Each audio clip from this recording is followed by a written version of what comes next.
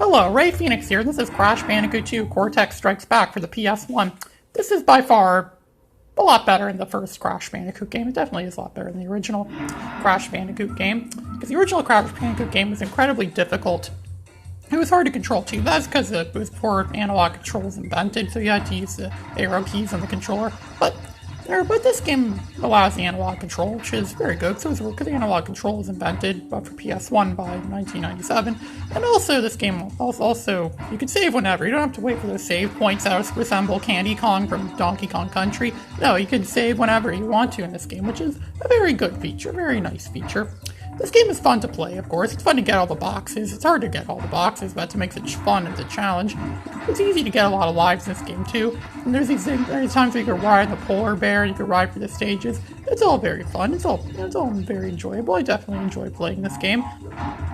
Could run, and it's really fun. I got this game for a cheap price, actually, which is pretty good. If you could find this game's actually worth paying quite a bit, actually, because it's really fun. I mean, trust me, this game's definitely worth your money. It gives you hours and hours of fun. It gave me countless hours of fun, and I'm sure it give all of us countless hours of fun. It may not necessarily be better than Crash Bandicoot 3, which is Crash Bandicoot Warped, the next game in the series, but it's definitely better than the first one. It's better than Crash Bandicoot 4. It's better than a lot of the other new Crash Bandicoot games, too. It's definitely one of the best games for the PS1, and this game probably has the best soundtrack in the series. I seriously think this game has the best soundtrack in the series. I really love the music in this game. Most other games in the series don't have music as great as this, but this game has the best music there is in the series. And of course, I still kind of like Spyro more, but that's just me. I kind of like Spyro more. I prefer Spyro. I don't know, I like the premise of Spyro more. And of course, you couldn't get the nitro blocks, the green nitro blocks, since they explode instantly if you touch them. So now you have to hit that green box right there, and then whoop, it exploded all of them. It's fun riding the polar bear. This game definitely has a lot of fun to it.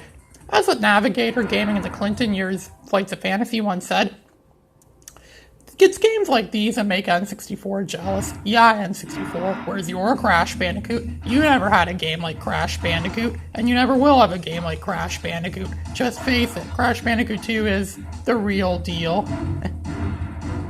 Now, this level's going to be very fun. In this level, we're going to go against an Indiana Jones-style boulder. Oh, I love Indiana Jones-style boulders.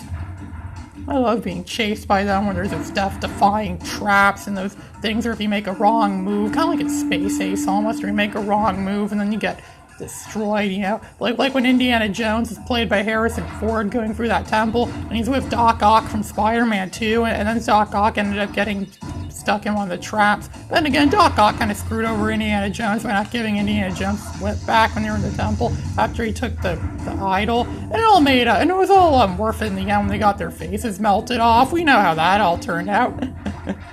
Yeah, Raiders of the Lost Ark is a classic. I like Last Crusade a bit more, but Raiders of the Lost Ark is a classic. It's definitely a lot better than Temple of Doom and Kingdom of the Crystal Skull. Indiana Jones. The odd-numbered Indiana Jones movies were awesome, and the even-numbered Indiana Jones movies sucked. Almost like the opposite of Star Trek movies, almost. In the Star Trek movies, Star Trek's 1, 3, and 5 sucked, and Star Trek's 2, 4, and 6 are awesome. Especially Star Trek 6. That's my favorite classic original series Star Trek movie, Star Trek 6, The Undiscovered Country. Playing this game, I'd watch like Ed, Edd and Eddy a lot. Yeah, Ed, and Eddy was a very broken record, but it's true. That's seriously what I think of this game. However, something that makes this game very different from games like Mario 64 and Spyro, if you never noticed.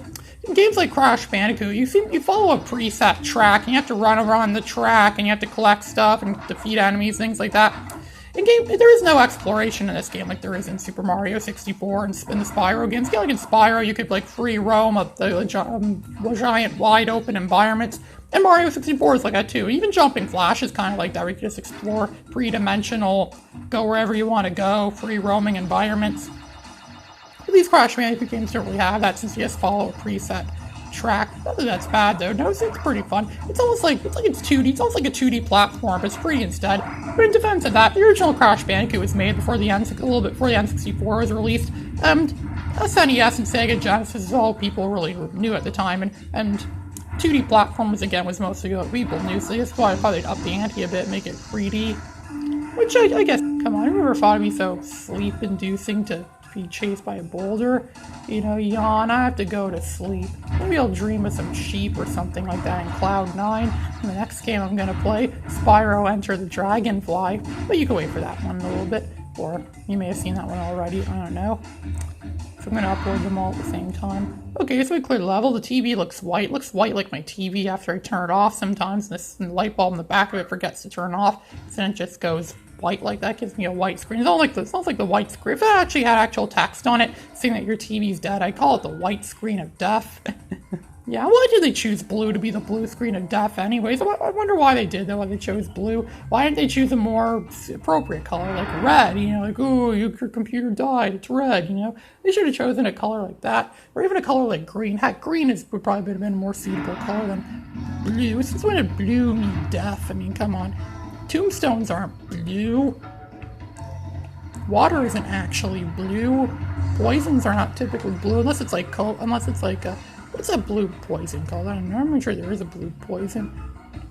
I mean, blue. It's blue. I mean, I remember when Paul Giamatti was turned blue. That's because that kid from Malcolm in the Middle put blue food coloring in his tub, and sorry, it was his pool, and then he ended up turning blue. You know, blue dabba. You know, like I'm blue dabba dee dabba da do dabba dee dabba da dabba dee dabba da do dabba dee dabba da dabba dee dabba da. I like listening to Goofy sing that. I can't ever hear Goofy the same way again after hearing Goofy sing Eiffel 65's Blue song. Yeah, yeah, you're Goofy. Goofy didn't even sing it very much. It was mostly some other chick was singing it. I don't know who that other chick was. Some people say it was Goofy's wife, Max's mother. I don't know. We never meet Max's mother in any of those Goofy movies or those Goofy shows. I saw a Goofy movie a few years ago. It was on VHS. I remember. That was really entertaining. Arcanine F50 owns that movie on VHS. Because, you know, VHS is still pretty good. I mean, it's not as good as DVD or Laserdisc, but it's still, VHS is still pretty good. There's some movies that never got released on VHS. I mean, they've been released on VHS and never get released on DVD. That's why some people still buy VHS players, VCR machines. I know I still have a few of them somewhere. I actually have a Samsung one somewhere around here, actually, that someone gave me a while back.